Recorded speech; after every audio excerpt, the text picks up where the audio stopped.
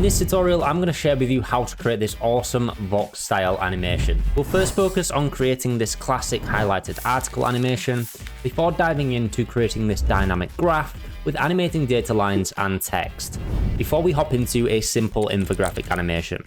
You'll then learn all the finishing effects to really bring it all to life, before I introduce you to match cuts to really bring it all together.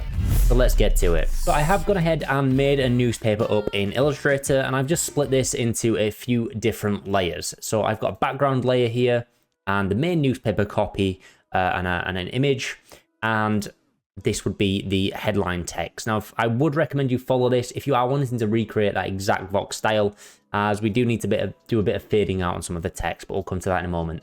I'm going to go ahead and create a new null by going to Layer, New, Null Object. I'm just going to rename this to Cam, and this is going to be our camera for the scene. So I'm going to select all of these and just grab the pick whip and parent it to the null layer here. I'm going to press S and Shift and then P. So S first and then Shift P to bring up scale and position properties. I'm going to go ahead and create 2 keyframes by clicking the stopwatch, and we'll move over to around 2 seconds. And I'm just going to zoom in, and we're just going to drag this down here. Now you'll notice my artwork didn't get affected by any kind of blurring or imperfections there. And if I select this and press F4, you'll notice I have this star button, and that's the continuously rasterize. So if I turn that off, your artwork may look like this if you've already imported it from Illustrator, but turning that on will continuously rasterize it and treat it as a vector, as it should be. So I'll just select these keyframes that I've got here, and I'll press F9 on there, and we'll go to our graph editor, make sure we've got our speed graph selected, and then I'll fit this to the window. And then we'll just select our end keyframes and drag this out, and then we'll select the front ones and drag this out a little as well. And now we have a smooth zoom in. So I'm going to go ahead and do our fade on the body text, as this is something I noticed in the Vox animations as well. So I'm going to select my newspaper, press T on the keyboard to bring up opacity, create a new keyframe, and then we'll go over to the end of our positional move, and we'll just drop that down to 30. And again, I'll just ease those by pressing F9. I'll leave you to tweak the graph editor as much as you like, and play with those values for yourself. And now finally to this newspaper, we also want to add the highlight effect. So I'm going to go up and create a new rectangle here, and I've got the classic yellow Vox color. I'm just going to draw a rectangle over my text, and I just want to rename this layer to highlight and bring this below my cam, just keeping everything organized. I'm going to press F4 on my keyboard to toggle between my switches and modes here. I'm just going to change the mode to multiply, and now we can see through it. So I'm just going to drag this up a little bit and make it more centered. And now we need to animate this as well. So I'm going to go down to my rectangle here, my rectangle path, and open that up.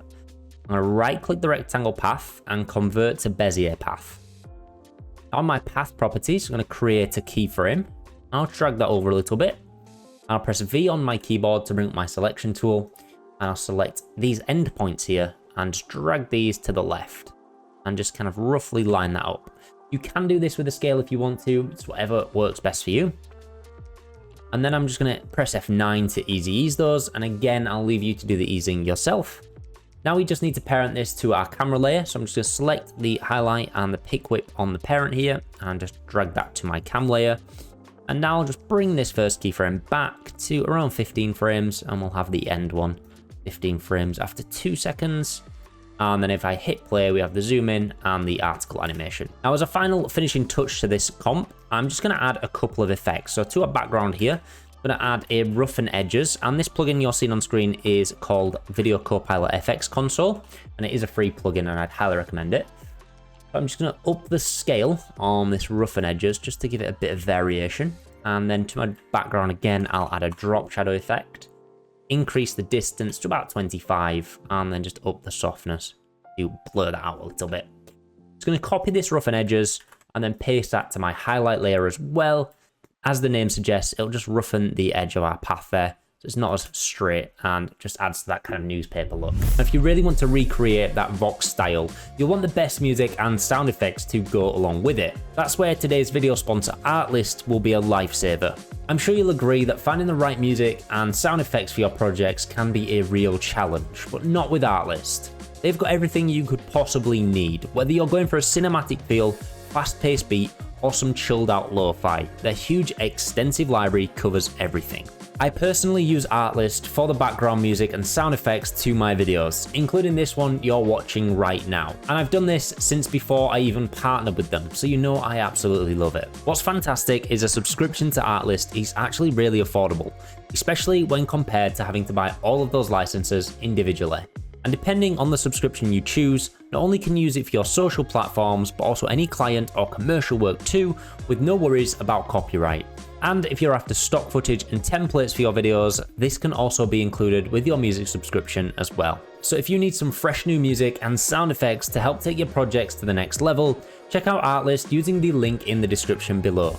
And a massive thank you to Artlist for sponsoring this video. Now for the graph animation, I've gone ahead again and made something in Illustrator using just some simple strokes and text. And then I brought this into After Effects using a plugin called Overlord, which brings everything in as shape and text layers. If you don't have this, you will need to manually convert your Illustrator layers by going to right click and create, and then you'll have the option to create shapes from vector layer. So although it looks like a lot of layers, it's actually a super simple animation with a lot of copy and pasting. So I'm going to start by first animating this graph here. So I'm going to select my axis line. I'm just going to go to the add button up here, and we're going to add a trim paths. I'm going to open this up, create a keyframe with end at 100%, and I'll just drag this over to maybe around 2 seconds. And now just set it at the start to 0. Select both of those and press F9 to easy ease them. And again, I'll leave the graph editing to you. I'm going to go ahead and copy this trim paths, and then I'll apply that to all of my other lines as well. Now, if I hit play, we have this simple graph animating on animation. Now, if your lines are actually going backwards, you can go into your group settings here, and you'll see this next to path, you have these 2 arrows. If I switch that, it'll reverse the way in which the path actually animates. So if yours animates backwards, just switch it to the other one. Now for our text, you'll notice it wrote on, but also had a random character animation as well. And that's super simple to set up. I'm going to go to my first header here, and I'm just going to search for the effect called typewriter. I'm going to add that on, and then I'm just going to bring my drop down here, go under text and open up the animator. I'm going to open up the range selector and open up the advanced tab as well. I'm going to take the keyframes off the start here by pressing the stopwatch.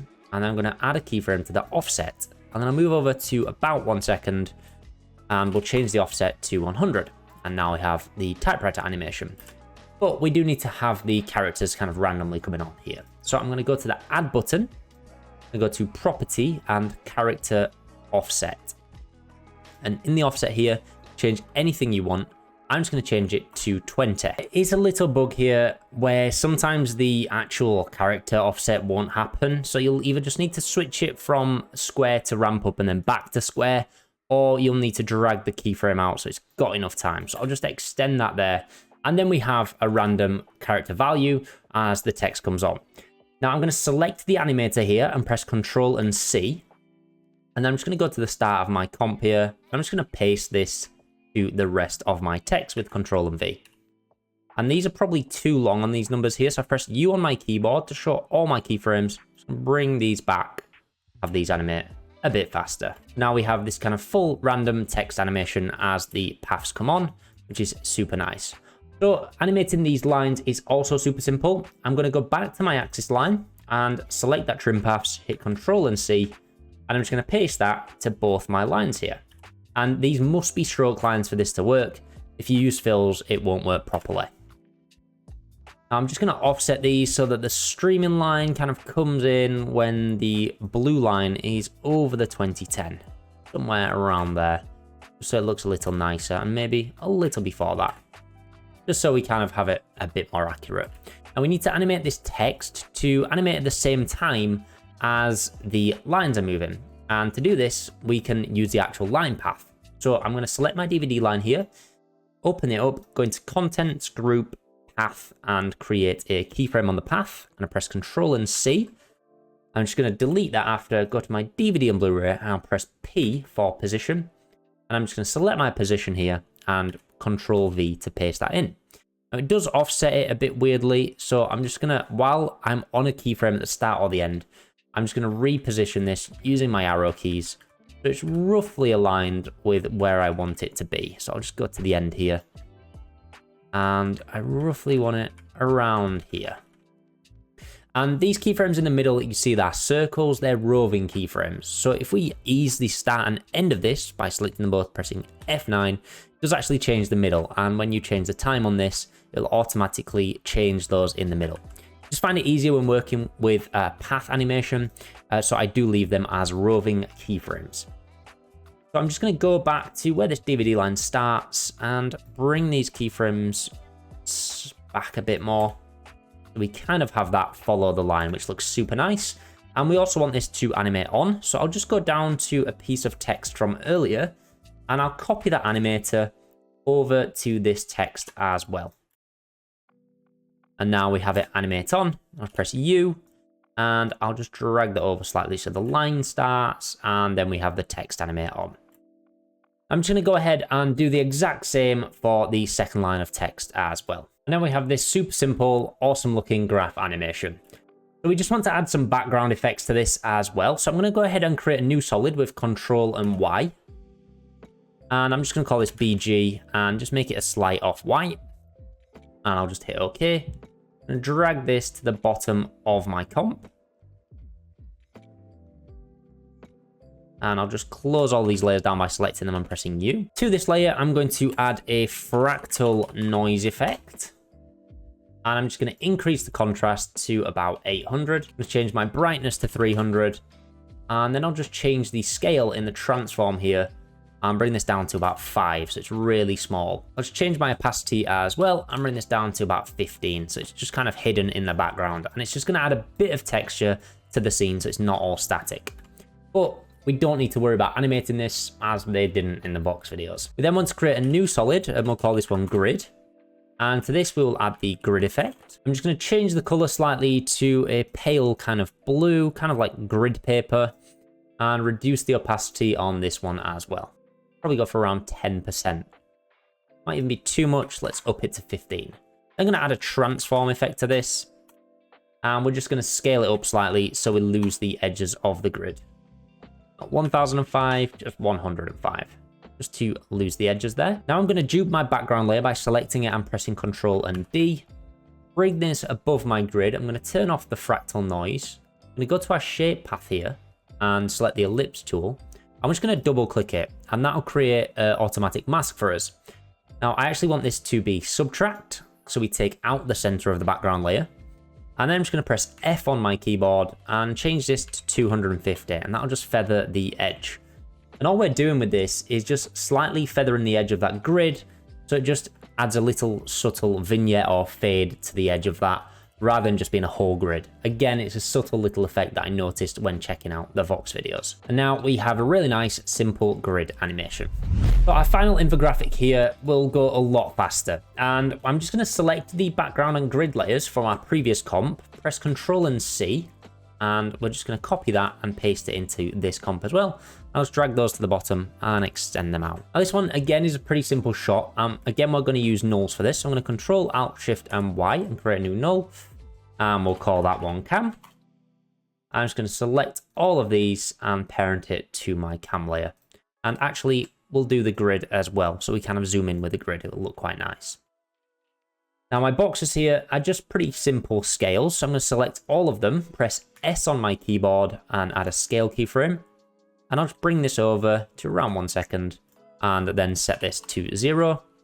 We'll select all of those, press F9, hop into our graph editor, hit that to view, and we'll just drag this out and drag this one out as well a little bit.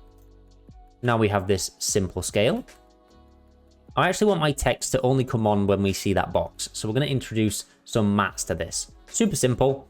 So again, we have this kind of matte button here, and you'll notice you also have the pick whip. So my streaming here wants to be picked whip to my yellow box. And I actually want to turn that back on because we still want to see it. Convenience here, again, you can pick whip it or you can go to your drop down here and just select it. So I'm going to select the green box and again, turn the green box layer back on. And with distribution, again, I'll pick whip it and then turn that layer back on. I also want to add a scale to my laptop here. So I'm just going to select these scale keyframes off my boxes and Control and C, and then go to my laptop here and just Control V, and now everything will scale up together. Of course, we're going to offset this as well. But first, we're just going to animate these dotted lines. So I'm going to use the trim paths again. So I'm going to select my dotted line, go to Add and Trim Paths. And this one's going to be a little bit different because it continuously animates. So I'm going to go to the start here and just set that to 0. And I'm going to move over to about 1 second and set that to 96%. I don't want that to fully come to the end, and you'll see why in a moment. So I'm going to just move this on slightly, actually, just so we get a bit of variation in timings. I'm going to select them both and press F9. And maybe I'll just drag this one out a little more as well. Now, because this doesn't come to a full end, it's nothing to worry about. We're actually going to offset this so it continuously moves. So in our offset here, we're going to Alt and click the stopwatch. We're going to add a simple expression. So I'm going to do time, times with an asterisk, and then 5. Now, if we hit play, this will draw on and continuously move. If we have this set to 100, it'll actually begin to overlap and cause issues. But I found the perfect value was 96. I'm then going to copy this trim pass by selecting it, hit Control C, and I'm just going to paste that to my 2 other dotted lines as well. And I'll just select all these layers and Alt and left square bracket to trim all of those to the correct time. So now we have this super simple animation, and I want to offset a bit of this as well. So I'm just going to have those first 2 dots connect right about there. And then I'm going to have this kind of yellow box and end dotted line come up. So we'll just move those over. See how that looks. So they'll come on. And I actually want the dotted line to kind of come out first. We have something like that. And that yellow dotted line can actually be faster because it's much shorter. Again, feel free to kind of play with all of this yourself until you get the right kind of feel. So now we have everything animated on, and I just want to add a simple camera move. So again, I'm going to select my null from earlier, press S and then Shift and P to bring up my scale and position. Select both of those. And I just want to do a simple zoom in again. So I'm just going to move over, zoom in, and just drag this positionally over. And then we'll pull it up some as well. And we're just going to add some simple text below. So I'll select both of those, hit F9, go to my graph editor, and then we'll ease the end of that. And again, we'll ease the start as well. And that'll give us a nice simple zoom in. So I'm just going to add some text to this as well. So I'm just going to go up to my text tool here and we'll just type something cool. And I'll just reposition this and change its color to more of a dark gray. And I'm just going to trim this using Alt and left square bracket. And I'll go back to my other comp from shot 2. And again, I'm just going to go down and copy the animator from that shot and paste it to this one. So there's some continuation of effects. Zoom in and then that comes on. And that's the basis for our 3 shots. So now it's time to put them all together. I'm going to create a new composition with Control and N, and we'll just call this assembly. And I'll change my duration in this to about 10 seconds. I'm going to start by just bringing everything in from my comps here. So I'm bringing shot 1, shot 2, and shot 3. And I'm going to go in shot 1 and just find out roughly where I want it to end. So it's about 3 seconds. It's probably about right. I'm just going to go back a few frames and we're just going to hit P on the keyboard. And I'll just turn these 2 original layers off. I'll just hit P there, and I kind of want to do a match cut here. So I'm going to press a keyframe. I'm just going to move over until I can see it, and I want to actually zoom up. Now you'll see that the comp is cutting off, even though we've way more of this layer left. I'm going to press F4 on my keyboard and just hit the continuously rasterize button, and then it'll treat the comp as what's actually in the layers rather than what's in just the comp. So now I can bring this up, and it doesn't need to come fully up because we're going to do a match cut. I'm just going to select both of those, press F9, go to my graph editor, and I'm actually going to ease these like crazy. And we're going to pull each curve out as much as we possibly can. I'm going to go to the peak of my curve, which is right in the middle here, and I'm just going to cut my layer. right on that cursor. Now I'll bring in shot 2 and pressing my left square bracket to align it to my cursor, I'll turn that back on and I'll just shift it over some. And then I'm going to go to the end of where this keyframe is on shot 1. I'm just going to parent my shot 2 comp to that. And then again, I'll just trim this with Alt and left square bracket. And now we'll have a simple match cut between the two. Now, obviously, it looks really weird because we have that jump. All I need to do is go into my shot 2 comp here and just copy all of these background layers over my assembly and just drag that below. Now we have this nice looking effect. Now, obviously, that's a bit short and a bit wild on the cut. So I'm just going to bring these back and change the timing of that to get it a bit more central. And perhaps we want it move a bit differently. But we'll try something like that. And there, that feels much nicer. And that is what we call a match cut. It's just matching the position. And it's super easy to set up with just 2 simple keyframes and a parent. I'm going to do the exact same for the end of this one as well, only this time we're going to use a scale. I'll go to roughly where my line graph ends, which is about here. Press S on my keyboard to create a scale keyframe.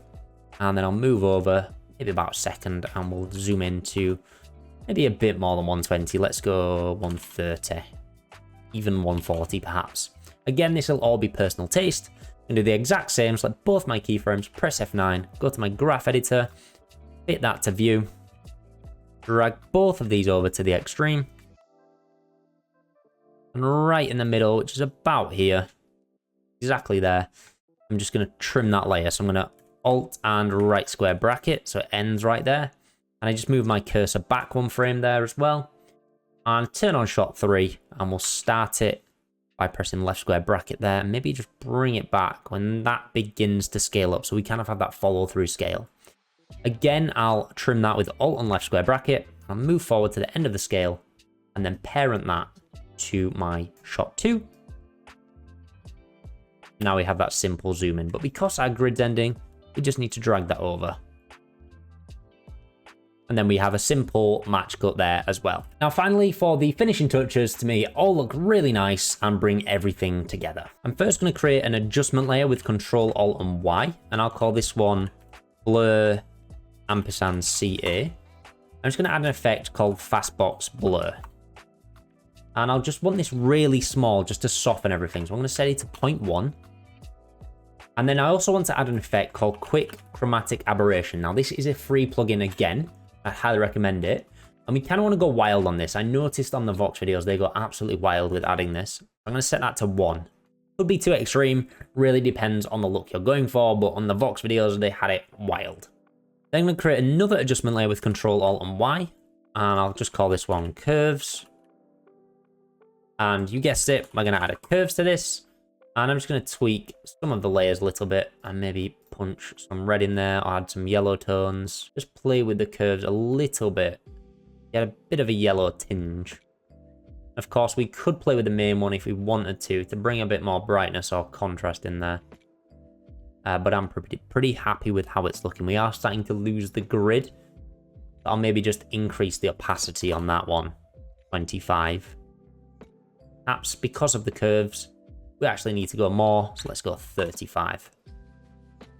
And again, I'll need to just change it in these. I'll up that to 35 as well. And then the final effect we're going to add, again, on a new adjustment layer with Control, Alt, and Y. I'm just going to call this one Posterize Time. And the effect we want to add to this is called Posterize Time. Now, I'm working at 25 frames per second, so I want to set this to 12.5, so it's exactly every 2 frames. If you're working at 24, you'll just want to set it to 12. If you're at 30, you'll want to set it at 15. And now if we hit play, we have this super awesome Vox style animation with seamless cuts, and that's exactly how I made it. Now this was pretty in-depth and intense, but if you want to learn some more After Effects in perhaps a shorter time, you can go ahead and watch this video next.